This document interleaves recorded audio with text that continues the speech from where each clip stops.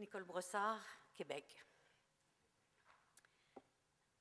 Ce soir, si tu rapproches ton visage et que la civilisation s'étire au bout de tes bras, ce soir, si en plein vol, tu rattrapes mon image, dis que c'était au loin, comme un dé dans la nuit. On appelle bruit de beauté la mer soudée au sel, dans l'infiniment nuit, au-delà de tous les récits.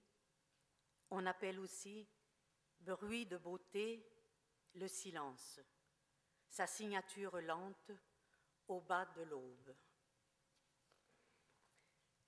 And since we need letters to write and to breathe, 3 letters. L. Lèvres lilas longtemps, liqueur de lumière et de littérature, ou petit lézard de lido, levé dans mon lexique lion de questions. Au bord des lèvres lesbiennes longtemps, libres de larmes, sous l'azur lapis-lazuli, je me languis d'un goût de l'aube doux et de loukoum. Longtemps, je fis cette lecture de lagunes et de langues lointaines lyriques. Le P. Pour toutes les passions au présent, parfois une promenade. Nous plongions dans le paysage avec des phrases, des pensées au pouvoir de parfums et de paradoxes. Parfois, la poussière. On la disait de Pékin, de Palmyre ou de Pompéi. Nous la partagions à plein poumon. On parlait de physiquement posséder la poésie. Et le J. Jadis, les jeudis de juillet, je jonglais dans mon journal avec Jardin Jacaranda, un jeu jujube jubilant entre mes joues, un jeu jailli, jaguar de toujours, joie de juillet.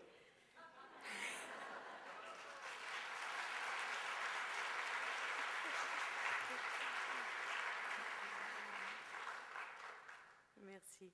Et and some excerpt from my last novel translated into English, Fences and Breathing, and the translation is by Suzanne de Lotbinière Harwood.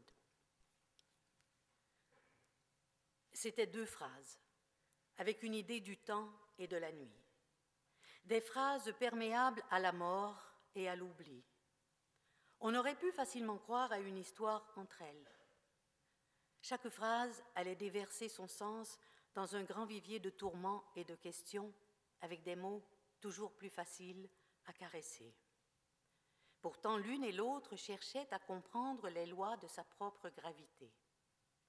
Lorsque les 2 phrases se croisaient trop vite ou trop souvent, sans qu'il semble y avoir d'explication, la réalité intérieure bottait l'univers d'un coup sec et glorieux. Il restait une blessure au milieu de l'univers.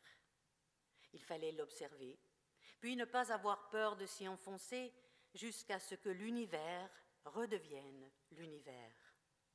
C'est ainsi que les phrases avançaient dans la nuit, emportant avec elles un tremblement du cœur, un goût de cette éternité recommencée au bord du vide, fascinante, comme l'aube, en toute langue maternelle, en toute langue étrangère. Qu'est-ce qui me fait croire dans la tête que je suis quelqu'un d'autre qui ne peut pas vraiment me ressembler, ou peut-être le contraire? C'est effrayant, ce tapis des mots, le rouleau des images, et rien pour expliquer si on est là, si on fait semblant d'être là, si on est avec quelqu'un en soi qu'on aime, ou qui nous fend la tête en deux pour que nos pensées se disséminent au loin, jusque dans le cosmos, et qu'enfin on puisse pleurer, tout bien vidé de sa respiration. Se parler à soi-même ne fait de mal à personne. Et beaucoup de gens dans les hôtels le font tout naturellement. Se parler à soi-même n'est pas faire semblant de parler à quelqu'un qu'on a sur la conscience ou à qui il faut répéter des insultes ou des mots doux selon notre enfance et les saisons.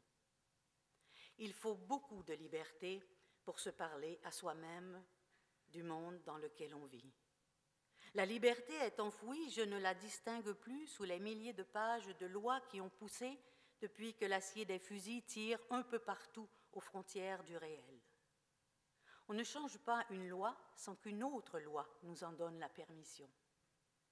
J'aime parler seule devant les grands miroirs qui décorent les chambres d'hôtel.